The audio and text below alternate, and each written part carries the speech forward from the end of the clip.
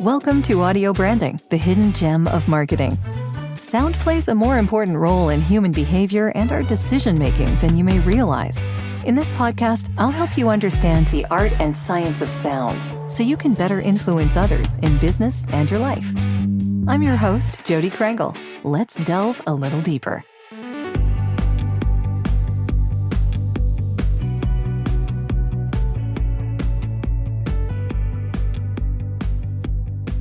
Hey, well, welcome, Alex. I have been looking forward to this a lot, actually, and we had to put off the first one, so. Yeah, Jodi, we had to put it off because I absolutely love your voice, and probably everybody says that, right? And I just knew, I was just getting home from a trip, and for some reason, after I'm on a plane, I feel like I just sound like a little nasally or something like that. I'm like, this would be acceptable for any podcast except for Jodi's audio branding. I'm like, and so I just emailed you, I'm like, can we please, I just don't want to be that intimidated. So anyway, I'm back to 100%. I sound as good as I can. I don't sound Jodi level, but you know what? Sound great. Thank you. Thank you. I appreciate it. I am always appreciative of people who pay attention to the sound and think about that. So thank you. I appreciate it. Yeah, and I'm honored to be here, by the way. I love listening to your show. And so as a Thanks. listener myself, it's an honor to be in this seat today. So thank you. Thank you. We just had our 200th episode yesterday. So yeah, I'm Congrats. It's amazing. kind of thrilled about that. So yeah, hard to believe I made it, but yeah, I'm sure you get that kind of conversation a lot, actually, and I'm sure we'll get into that. Yeah, I mean, I can just tell you off the top of my head because I just looked at these numbers. So at the time of recording this, you have just under a 6% chance of making it to 200 episodes. So congratulations, you're here. Yeah, who knew? Who knew it would happen? Yeah, I don't know. But I always like to ask people when they come on this show, and it's a wonderful kind of intro to how you got into enjoying audio. So do you have an early memory of how sound moved you? Yeah, maybe a little bit unique. I'll try not to get emotional about it. But when I was born and really young, I had an issue where I wasn't able to hear, or at least hear very well. I was very young, so my parents were hearing this from doctors that I just wasn't responding to things from like an actual sound level, right? And I thank God for this, for healing. It was through chiropractics. They were able to do a series of adjustments over time that actually enabled me to be able to hear a completely normal and at a full functioning level, which again, I thank God for. I'm super thankful for that. I didn't have to get any tubes in my ears, which the original idea was they were going to do a set of different surgeries and stuff like that to try to correct the thing. But my parents were like, let's pray for this kid and take him to chiropractors and see what happens, right? Okay. And so for me, that was like my initial, I guess, hearing sound, right? And beyond that, at a young age, I can remember I grew up in the early 90s, I guess, is when I was like that was when I was a kid, right? I was in my prime, right? And I can remember just enjoying audio so much. And it was actually tapes back then. So Of course. I remember my mom driving us around, me and my brothers, and we listened to something called Adventures in Odyssey, which is like these little adventure things. And I remember as a kid, visualizing it, right? Like setting the scene, get the scenarios, but just thoroughly enjoying the element of creativity myself. And I can actually tell you that as a kid, TV made me much less creative whenever I had the opportunity to watch it. So much so that my mom was like, listen, you're going to go outside and play, right? But whenever it was audio only, I would create the visions myself. And I think that a lot of my creativity is owed to those moments. So that's kind of my background with sound and how it's really moved me. I love that. Yeah. Katie Lee was involved in that, right? She's a colleague and friend. So yeah. Yes. Yeah. I don't know anybody who was involved in it. I was just a little guy, but I do know the name. Yes. Yeah. And they do really good work. So yeah, it's wonderful to see that as a memory coming up. Yeah. I grew up in the 80s. So I was born in 88. So, I'm there kind of, right? Yeah, that was my first year of university. Okay. All right. Well, you know what? I was trying to look out for you, Jodi. So I appreciate it. It's okay. I still remember the Saturday morning cartoons of the 80s, and oh my goodness. But yeah, jingles were a big thing. And I think they were a lot less of a thing by the time you were coming around listening to things like that. I think jingles were much bigger years before. But yeah, there's sound. It has that way of creating a theater of the mind that I think a lot of us really thrive on creatively. So you're right that it's an interesting idea that unfortunately television does not inspire us to the same thing. No, not at all. And that's why I will always have a respect for it. So. Yeah. So what got you into the interest for podcasting? Because that must have come from somewhere. Did you have a radio background? Did No, anything like actually, as a matter of fact, I got into podcasting as a listener first, which is probably the story for everybody, right? But I'll never forget it. And I was late to the podcasting game. I don't know what year it was, but I was working in the aerospace industry, and before anyone gets super excited, I wasn't an astronaut, skydiver, or fighter pilot. Like, I was just a guy behind a computer, right? Anyway, one of my departments I was overseeing at this time was the shipping and receiving department, where we were actually shipping aircraft parts and stuff. And I was a very social leader in the company, right? So I was always going around. So I'm like walking through, and I can hear them listening to something really loud. And I assumed that there was something on the screen. So like I walk around the corner, and I immediately look at like the bigger screen in shipping and receiving. I was like, "What you're all watching something?" They're like, "No, we're listening." I was like, "What is this? Like, why did you turn off the screen?" They're like, "Well, no, it's just a podcast." I was like, "What the heck is a podcast?" They're like, "It's just audio. It's just a conversation between two people on audio." And I remember I literally said, "Huh, that's a pretty dumb idea. That'll never work." And the funny thing is, I was in shipping and receiving for about 20 minutes, and I started listening to it while they were like kind of working. I was like looking around at some stuff, and I was like, "Hey, who are these guys? Hey, where would you find this?" Right? Like, I started asking those questions, and like, for a guy who thinks this is going away, you seem pretty interested. And it's because I actually got into the conversation. I'm like, well, they're actually talking about something I'm kind of curious about myself. And so that same day, somebody showed me on my iPhone that I had something called podcasts on there, and a little purple icon. Yep. And like everybody, I'm like, oh, I didn't even know that was there, right? So I click it, and they told me what show it was, and I started listening to it. I kind of like figured out where they were at and started listening. And so the rest of the day, it was in my ears. And I'll tell you what, Jodi, from that moment on, I was like, I love this. I hope it never goes away. And that was my introduction to podcasting. Yeah, that's great. Well, you were hooked. Yeah. And then what got you into the whole creating software for podcasters then? Because I know I'm a member of Podmatch, and I know that there's a whole bunch of other things in your ecosystem that you've put together. So, I mean, again, there's got to be a progression from being an avid listener to, and you have a podcast of your own, of course. So, yeah, there's a lot to unpack here. Yeah. Well, So, so yeah. I did listen for a few years, and I discovered that there were podcasts about podcasting even back then. I think the year was maybe 2013, maybe is what it was. And I was like, wow, there's podcasts teaching people how to podcast, right? Now, I'll never forget, like, the first one I listened to was Duct Tape Marketing.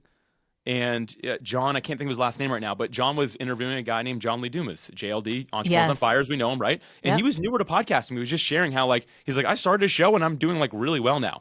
And again, so I think John started in like 2012, and this is 2013. So it's like a year after that. And I just remember like hearing that. And at that point, I was in blogging and WordPress specifically. Like, I was kind of working on those type of things, and I had so many questions about like how to do this, right? And I got tired of writing. I don't know, Jodi. Like, I just feel like it was a lot. I'm like, man, this question, like, I don't even really know how to unpack it. And now I'm going to spend a week writing a good blog post on this. I don't really want to write about this anyway. So I just started a little podcast for people that were working in WordPress. And it was just me talking about, hey, a bunch of people have been asking about this, and they were like 10, 15-minute episodes. I think I recorded them in my car, like, because I thought that was a good idea. It's not a horrible idea, honestly, You because should there not have are. a car running. Well, okay, Or probably not. sitting in a parking lot next to a highway. I was like, Maybe yeah, no one's not. going to notice. And now I think back, I'm like, what was I thinking? Like, the car is loud. I have the AC just blaring at full blast, and Oh, there's a highway. Anyway, so yeah, maybe it's not a bad idea. Maybe there's some best practices. If you turn off the car and you're off of the highway and Okay. yeah, it's an insulated area. The reason I say that is because I know a lot of voice talent have recorded in their car when they're on the road and they need a place to record, because it's an insulated area. So if you go into the back seat of your car and you just like clamp your microphone onto one of the seats, and you have maybe a little bit of padding around you, it actually is not a bad environment to record in. But yeah, you probably don't want the AC blasting, and you don't want lots of cars going by, and Right. yeah. I needed you in 2013, obviously. So anyway, that was my introduction to it, and I ended up not doing well with that show. Like I couldn't keep up with it. My focus was blogging at that point. Sure. Fast forward just a little bit of time, I actually started a multi-author blog that was faith-driven. So for me, I already kind of hinted at the beginning here, but like I'm a follower of Jesus, and I wrote about that, just like really how Jesus could help you through tough times. It's really like the focus of it. Sure. And same thing, I like to write. I had fun doing that, but there was always more things coming in. So I started this time a podcast that I actually did in my home and figured out how to do some soundproofing stuff, right? It was mostly pillows and blankets and stuff like that. It works. And it works. Yeah, it got me by. People were always like, what gear are you using? I was still only using my iPhone.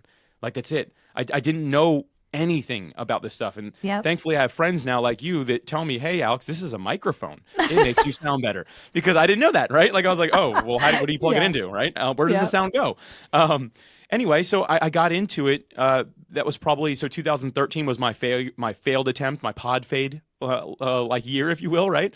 And then 2014 is when I started this other show that actually did exceptionally well.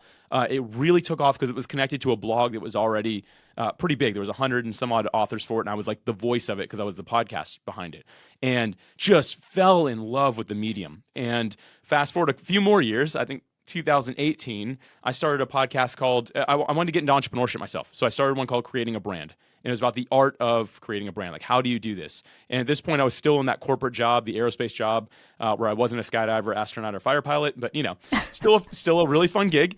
And so I decided to start this show, and I was like, I'm going to learn to become an entrepreneur by talking to people who have successfully left a 9-to-5 job to pursue this passion full time. And what does that look like? How do they do it? Right? I'm just going to have those conversations. And that show, like the one before it, just did exceptionally well from day one. And for that, I am so thankful. A lot of that is timing. A lot of it was I'm branding, right? Like, it was kind of all the things put together, and just so thankful. And I learned 2 things from that podcast, Jodi. Number one, how to become an entrepreneur. And for anyone who's curious, I feel like I have to give the very quick version. This is no disrespect to the 158 guests I interviewed on that, but I'm going to way oversimplify it. But step 1, find an area of passion. Step 2, get into the community of that area of passion. Step 3, solve a problem for that community. And step 4, find a problem that they're struggling with. And step 4 is to solve it. So find passion, community, problem, solution, and just do that as fast and simple as you possibly can. And so I learned that, right? But I also learned that I wanted it to be in the podcasting industry. And so that's ultimately what led me to launch my company, Podmatch, which you hinted at a little while ago, which is a service that connects guests and hosts for interviews, works like a dating app, but instead of connecting you for dates, it connects you for podcast interviews. But that all kind of came through that journey. I love that description. Thank you. I appreciate it. Thank you. You know, it's one of those, again, going back to branding, I've just learned about simplicity, right? Like I love audio. I love words. What I don't love is when somebody takes 10 minutes to explain something that I still don't get, right? The second I say it's like a dating app that connects you for podcast interviews instead of dates, everybody says, oh, wow, that's really cool. They immediately get it, right? And I always say, people are like, a picture is worth 1,000 words. And I always say, but the right words are priceless. It's just a matter of discovering those right words. And when you discover them, man, is that powerful. Yeah, very true. Yeah. It's also in the delivery of how you share those words too. That's why I listen to you, Jodi, because you helped me with that. I talk fast. I'm a little bit robotic, but you've helped me a little bit. I'm like, man, my cadence. So listen, when Jodi says it, like, you can deliver the worst news on the planet and it sounds beautiful. And I'm like, but how nice did it sound when she said that tragic thing that happened, right? Like, I want that, Jodi. That's what I'm here for. I am not hearing any robotic here, so you're doing good. Just fine. Thank you. So have you used advertising in your podcast, and is that something that you suggest that people do? Or when it comes to monetization, I know that a lot of people are so into this. Like, the first thing they want to do when they do get into podcasts is they want to make money. You know, they want to make sure that their podcast makes money. And I personally have always been of the thought that isn't the first thing you should be thinking about. And you now also have another podcast that teaches about podcasting, right? So from that podcast, you moved on to the entrepreneurial one. You moved on to another podcast, if you want to talk about that a little bit. Yeah. I mean, those two things really go hand in hand, because my podcast now it's the same feed. So, by the way, Creating a Brand is the first 158 episodes of what's now called Podcasting Made Simple. And that's probably my forever show. I love it. Super fun. So Podcasting Made Simple, it's for podcast guests and hosts, just helping them further their craft and level up on either side of the mic. And initially, Jodi, like you're saying, like, I was like, okay, do we do ads on this? Because we have a really good niche, right? A really good focus. And that's one of the keys to making a sponsorship or ad work.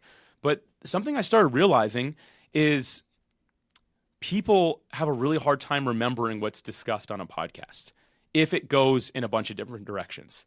And because of that, I was like, well, hold on. If we have a sponsor, let's just say a microphone company, right? That's going to be our sponsor.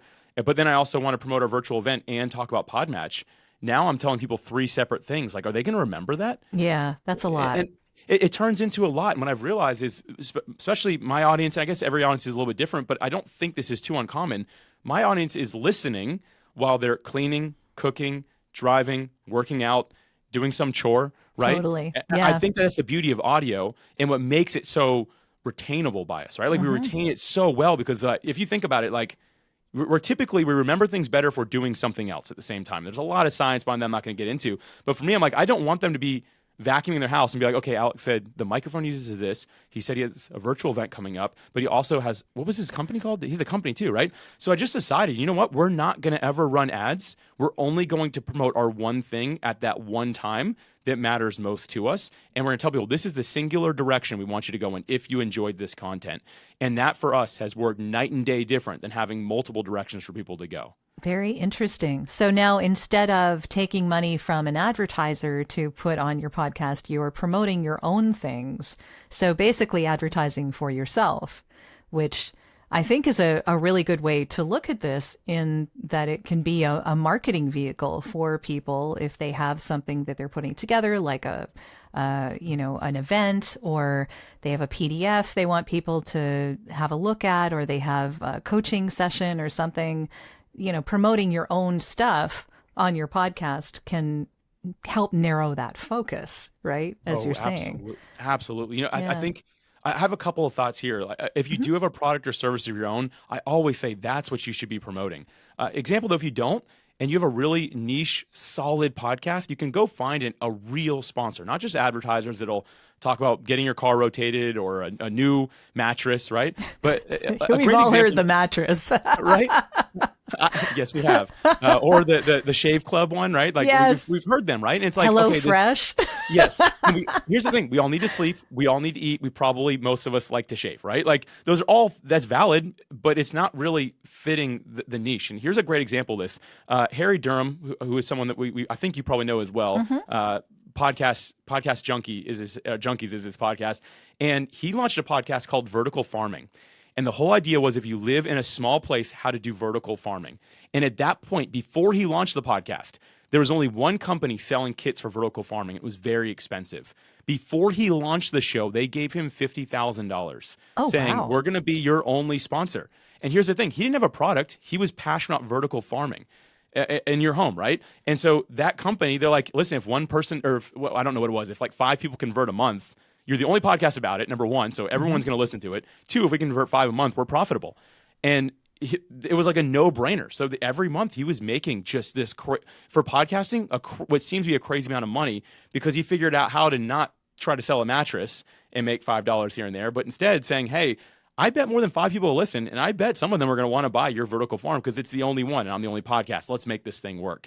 And so I'm not saying to avoid the advertisement, just find a true sponsor if you don't have your own product or service. But if you do, you're always going to do better selling your own thing. And I think it's better not to muddy the water. Yeah. Yeah. And I agree with that wholeheartedly. Yeah. Even when it came to any advertising online, I had a songwriting resource back in like 95. It started, and for a long, long time. And very specifically, it was geared towards songwriters, not necessarily musicians or gigging people. It was like, this was a songwriting website. And so it had people who were sponsors like Berkeley, like the School of Music and, like this kind of stuff. So it was very, very specific as far as the sponsors were concerned, and the songwriting contests and things like that. And being a gatekeeper in that kind of an environment is, I almost kind of felt like it was a solemn duty. Right.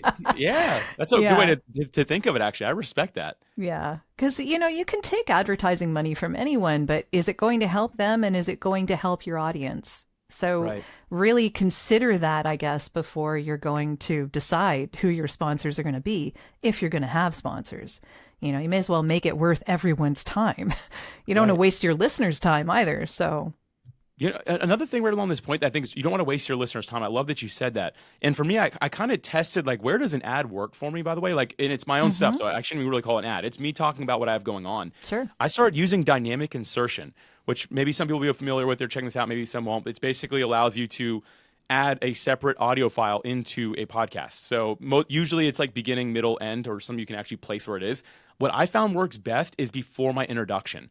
And I don't always turn it on. I only turn on when I have something. So if you're a weekly listener, you might go 2 months just hearing the roll into the little intro jingle, right? And then like into the actual episode. But occasionally you'll hear me say, hey, Alex here. I want to let you know we've got our next virtual event coming up on this date at this time. I'd love to see you there. Go to podtalks.fm to grab your ticket. And now let's get into the episode. And then it rolls into the intro. It's now telling them like this is the podcast, and they're hearing something. Wait, I'm not used to hearing that. What is that, right? It's like think about like I don't know if you had like a favorite show growing up or anything like that, but some TV shows I remember this like they changed the intro at some point, so you'd hear the music which you're used to hearing. You wouldn't even look at the TV yet because you're like I already know what this is, and they change. Be like what's going on here, right? Like what is this? Yeah. And it sounds kind of the same, but it's not really the same. I found that works so well. And then right after the event date, I just cut that off. And then it's back to normal for a month or whatever until I have something else to talk about. And that's what I have found has worked the best for me. Keep it really short, straight to the point. So usually my podcast, I'd probably say 8 months out of the year, it has no advertisement at all. But that way, when I do place it in, it's on every single episode. And it's there just for a short time to really pique someone's interest because they're like, this is different. What is this? Yeah, that's a really good option. Yeah. I like the dynamic insertion at the very beginning too, because that's when you've got them hooked. They're there to listen. So you may as well. Yeah, that's a really good option. And as far as elements of a podcast are concerned, do you feel that there are elements that all good good podcasts should have in them that you just encourage people to continue doing on a regular basis? Yeah, I might not have data on most of this stuff, and you could probably actually speak to this better than I could, Jodi. But like the first thing I think of is having some sort of intro jingle song. Sure. It doesn't need to be long. Sometimes brief is better, but something that people can remember you by, right? I mentioned TV shows a second ago, so I'll do another one. I know it's about audio, but I'm mentioning TV shows. But the intro to The Office, I can hear that song anywhere, and immediately I'm like, that show makes me laugh so much, right? Like everything in that show is funny. Yeah. But like I don't have to watch it. I just have to hear it, and I can recall all these different lines that I've heard from it that I love that I'll probably repeat on the spot right there. You want people to associate some sort of sound because sound is so powerful with what you are and what you do. I can remember some people have told me, they're like, man, whenever your podcast comes on, I kind of like dance a little bit in the car whenever it's like coming on. And they're like, I'm like, that's great. It means you remember me. You're excited about it, right? I didn't make the music, by the way. I don't want to take credit for that. But I do think that it's very important to have something that separates you. And I'm also all for getting straight to the point as fast as possible, but not so much so that you miss that really key thing. And Jodi, you probably can speak to the psychology of that or the science behind it, because I know it's there. But that's an important point. Am I right in saying that? Oh yeah, definitely. And it's we remember audio so much more. That's why this whole audio branding thing has become kind of important, because advertising that isn't memorable is failed advertising. And advertisements want to be memorable, and anything wants to be memorable, really. When you're doing a podcast and all it is audio, you want people to remember where they are and who they're listening to, right? That's kind of important. Yeah. So, yeah. I think that's one of the important elements, though. I think that's a really important one. Beyond that, this is like maybe just some etiquette, but say the name of the show and say who you are every time. There's a lot of podcasts I listen to, and someone I really like, so I wanted to like reach out to the host, but they never say their name. And maybe that's intentional, but I hear it more times than it is probably intentional, right? There's probably the rare case where it's like, hey, I want to keep my identity kind of like out of this. But occasionally, maybe that's the case, but every other time I'm like, why? Like, hey, podcaster, like, I really like your show, buddy, right? Like, I don't know what to say. And I believe that listeners, they want to feel like they know you. Yeah. And so, like, the thing is, like, so I listen to audio branding outside of me just being a guest on it, which again, honored to be here. But I don't say, I listen to audio branding. I say I listen to Jodi's podcast, audio branding. right? And like, but if I just said, Sure. yeah, there's this lady and she has a show called Audio Branding. Don't know her name, so I'm not very connected with her, right? So I'm just saying, like, it's important for us to do that as podcasters, to build that know, like, trust with our listenership.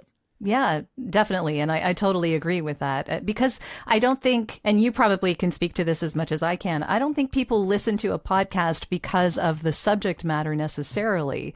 They may continue listening for that, but if the host is not interesting to listen to, or if you can't get to know that host in some way, they're probably not going to stick around because, it's about you, it's about the host and what they bring to the comfortability, I guess, the being able to relax into that moment when you're spending time listening. And that's an important aspect of all of this, I'm sure. So, and again, like you, I don't have any numbers to back that up, but I would just assume that people listen for personality almost more than they do for subject matter. Yeah, and that's a great reason to talk about this next point here, which is to be yourself. Like, I get that we have like a bit of a podcasting or voice that we develop, right? So we might be a little bit different in just a normal conversation, which on the mic you have to be, because if I talk to my normal cadence on a mic, it'd be a little bit more monotone, right? But in person, it's just different. I remember the first time I got on stage, someone's like, "Hey, Alex, you need to feel like you're being over the top, because to everyone else, it looks like you're still not even close to that." Yeah. And Jodi, that was the most uncomfortable thing. I'm like, so I need to like throw my arms more and say things louder. I'm like, yeah. I rewatched the video. I'm like, you're right. I felt like I was being really animated and I still look a little stiff, right? Like, and so you might have to develop that a little bit. But my least favorite thing that I've had happen is when I'm a guest on a podcast or I'm the host and the person on the other side of the mic, we hit record. And at first they're like, "Oh, man, I can't wait. This is going to be so much fun. Can't wait." Right. And then they get on, they're like, "Hey, Alex, it's good to be here with you today." And you're like, wait a minute, where'd Mr. Cool go, right? Where'd the fun guy go? And I think that the less we associate ourselves with who we truly are, the more disconnect we're building with our listenership. People can see right through that, even if you have trouble doing it. People are smart. Podcast listeners if you look at the data on podcast listeners, they're actually some of the smartest people on the planet that are listening. And so it's kind of an interesting thing, but we've got to learn to develop our voice and to truly be ourselves through it. Oh, yeah. Authenticity is so important these days. Even in voiceover, this has been a trend that I've been noticing in what I do for many years now. You can't be selling to people anymore. You're having a conversation, right? People don't want to be sold to. They want to be discussed with. They want to have a discussion, Right. Yeah. That's such a good way to say it, Jodi. I love that. Yeah, so it's a trend that I think is in many different places right now, and definitely when it comes to audio, authenticity is huge. So yeah, and I don't do any stage presentations, so I can only imagine how difficult that is for you. And I am super impressed that you do that. So way to go, first of all. Podcasting has actually helped a lot. Like I've learned to be good on stage through what I'm doing here, and so I really. I don't mean to say like I owe it to podcasting, but it has really just helped me with my confidence so much, and my ability to actually deliver something meaningful, because you're on the clock, right? So even here, like I can't ramble on for 15 minutes every time you ask me something, as much as I might like to. I can't, right? Because you could, but yeah, I might cut you off, but you could. There's another great point, by the way. Keep your episode duration somewhat similar. Like if you don't tell your listeners, "Hey, every week we're gonna be here for 30 minutes," and then make it 2 hours, right? Imagine that, right? Like, if they're listening on their way to work and they're like, "Oh, I got a quarter through this episode, I usually finish them. What happened?" Right? Like that inconsistency is really not healthy to do long term. It's probably like one of my last ideas there. I mean, could come up with more. I'm sure you could as well. Yeah. But I think that's a really important one as well. Is just consistent episode releases and consistent duration of episodes as well. Well, that's the end of this episode. Thanks for listening. And if you like what you heard, why not tell a friend about this podcast? It's available in all the usual locations. Until next time.